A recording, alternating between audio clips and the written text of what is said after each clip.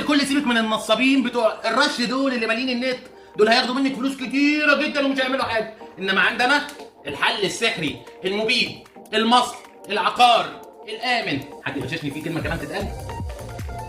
هتاخدي منه وهتحطيه على لتر ميه ورش كتير، رش مركز وغرقي البيت، رش المراتب والسراير والهدوم والدواليب والارضيات والحيطان والسقف، وممكن كمان ترش على ابو العيال. ما تلاقيش، ما هو امن. قبل ما ابتدي بس انا عايز اعرف، هو مصل ولا عقار ولا مبيد؟ يلا ما علينا.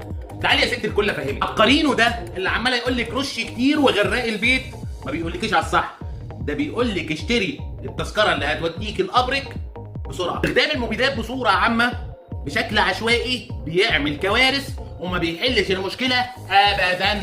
ناحيه البق بالذات دي ميكانيكيه عمل علميه معتبره، مش اي حد يقدر يستخدم المبيدات في مكافحه البق بالذات.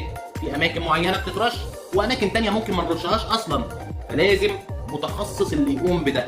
لو سمعتي كلام عبقرينو هتعرضي نفسك للسرطان بل للموت، وفلوسك هتترمي على الارض. ولو مش مصدقه خشي على الجروبات واسالي 90% من اللي سمعوا الكلام عبقرينو في المستشفيات. يا ترى سمعتي قبل كده العبقرينو واشتريتي من عنده مبيدات ورشيتي كتير؟